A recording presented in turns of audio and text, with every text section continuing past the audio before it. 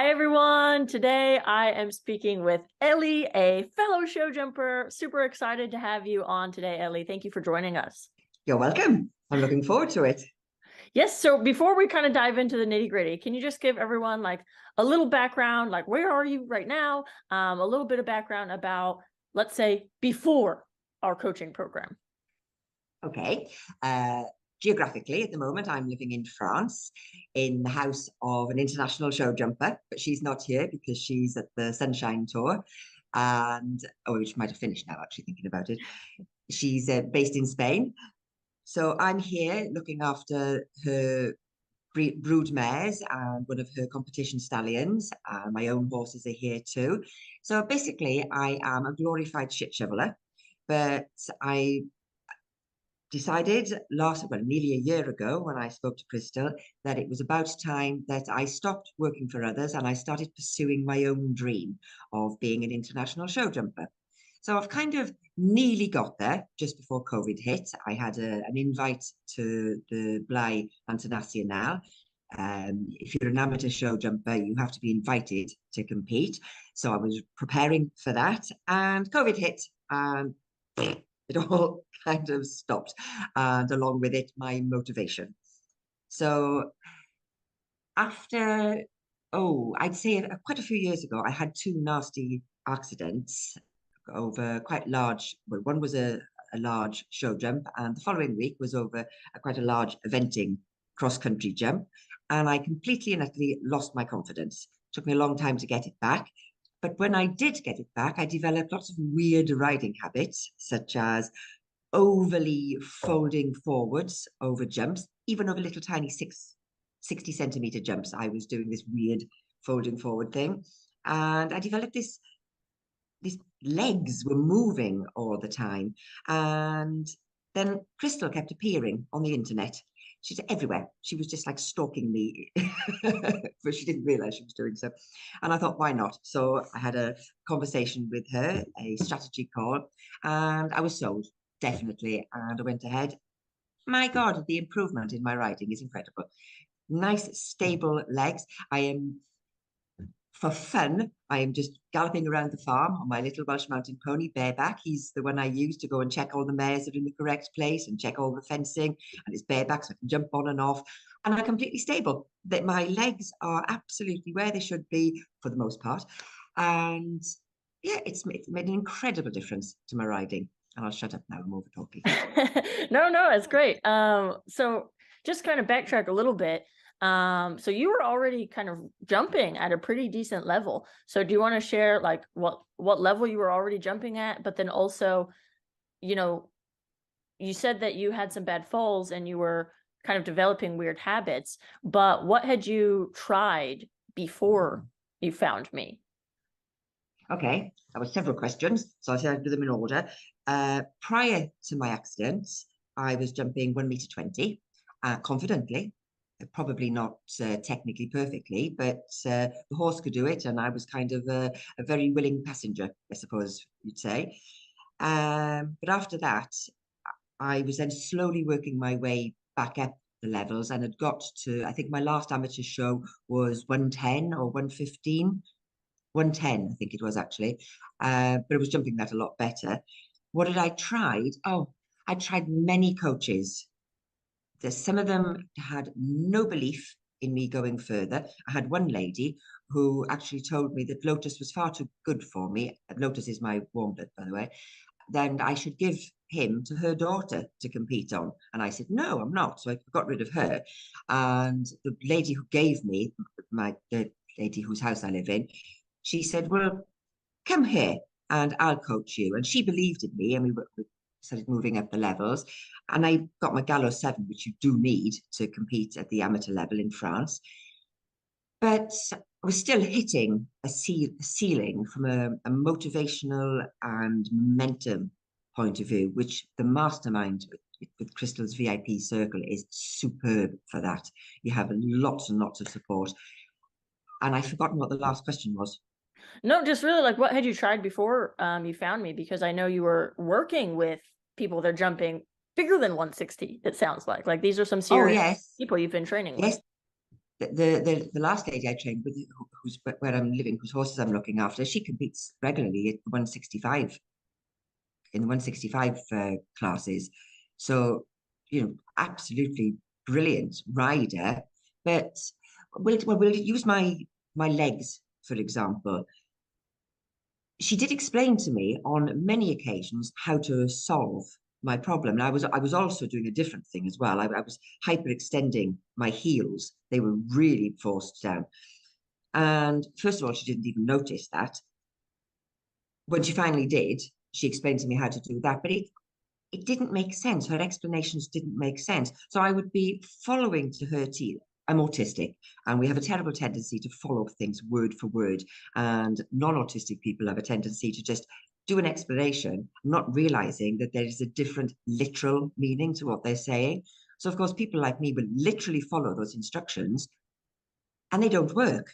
So I would be riding around the farm, wrapping and holding on, literally holding on with my legs, because that's what she'd said to me. You must hold on firmly with your legs.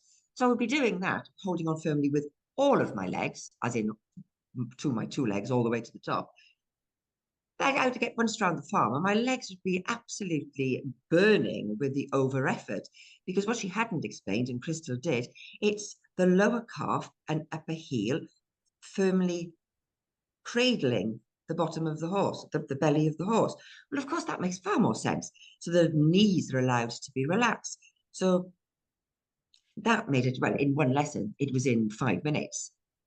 I understood your explanation, went out and tried it, and like that, it worked because it was a logical, easy to follow explanation.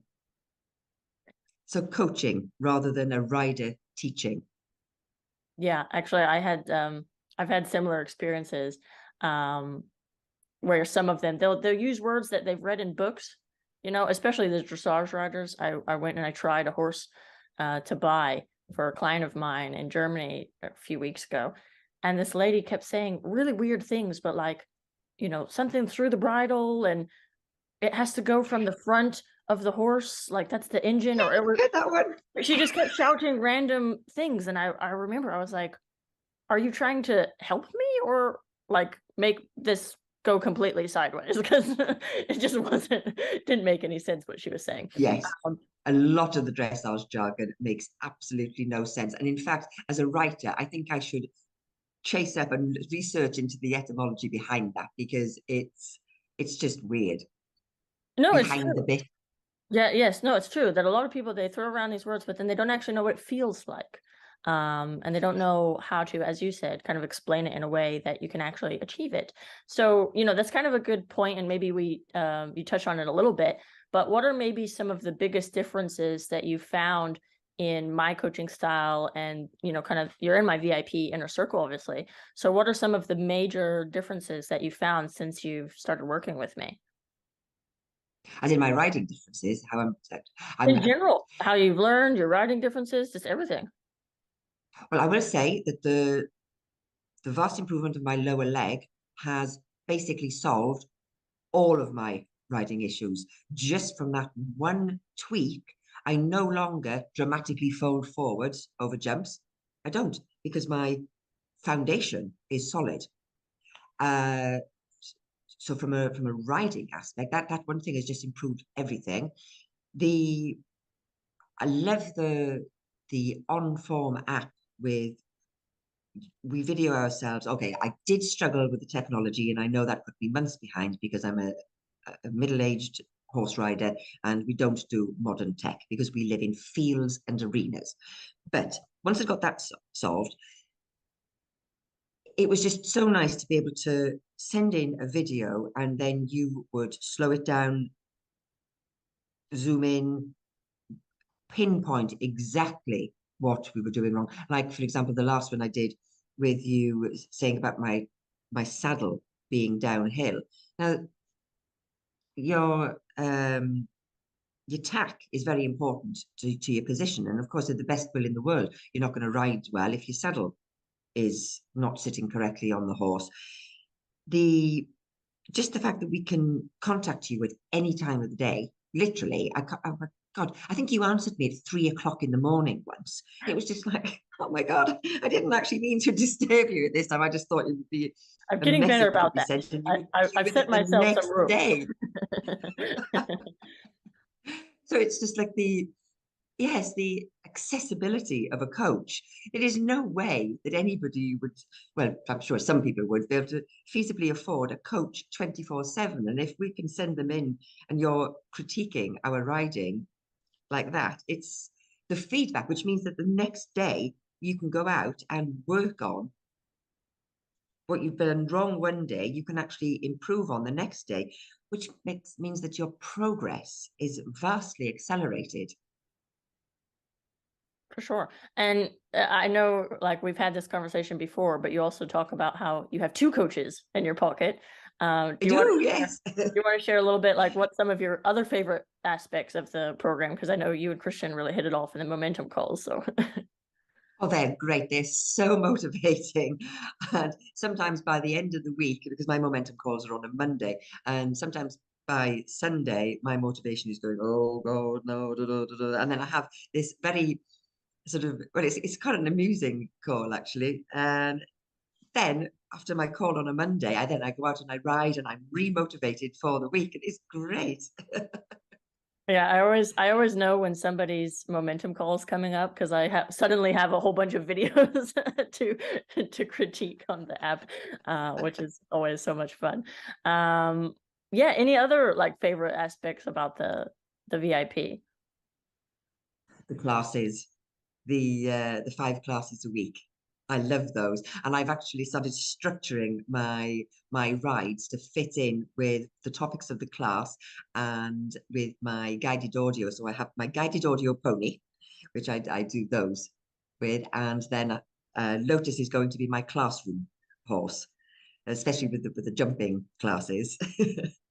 So that gives structure to the week as well, Great. and they're And very informative. yes. Yeah, no, I really like the classrooms as well when you guys send me different topics and things.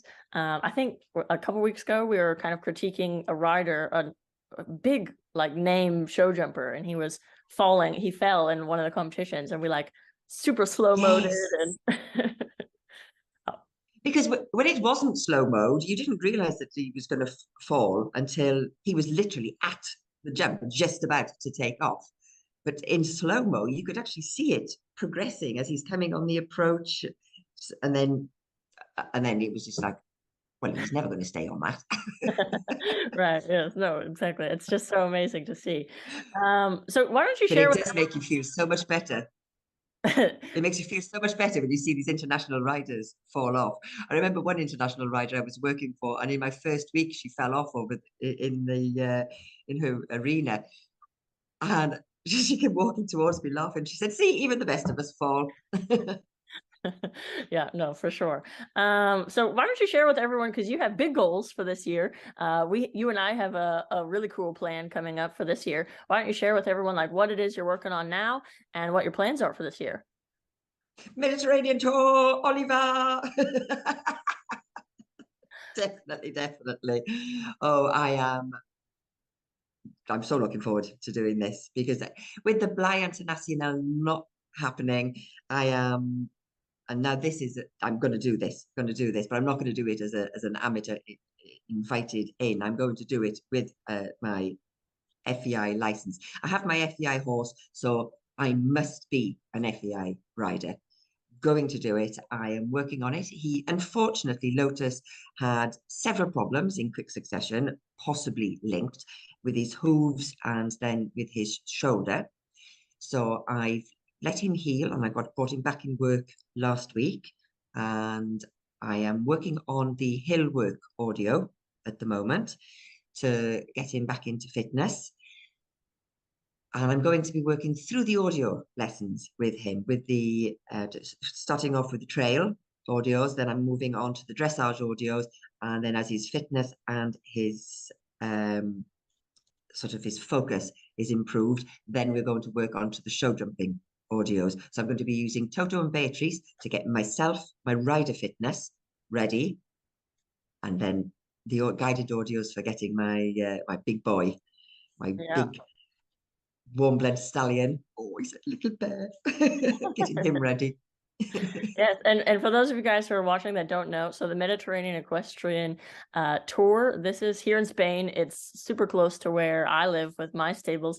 So I'm actually going to be bringing my mare Zafira down, and Ellie's coming down with me, and we're going to be competing. So yeah, it's pretty cool because there's a whole winter circuit in Spain. This is where all of the best riders in the world flock. It's 7 months of competitions they have down here, so you'll never get bored for sure. So yeah. Cool. I'd like to do the Barcelona show as well. Yeah, no, definitely. Why not? Why not? The ceiling, that glass ceiling, like it doesn't exist anymore. Yep, you've poked a hole in it for me. Yeah, awesome. So there's others who are watching right now that maybe they're kind of in a similar boat like you.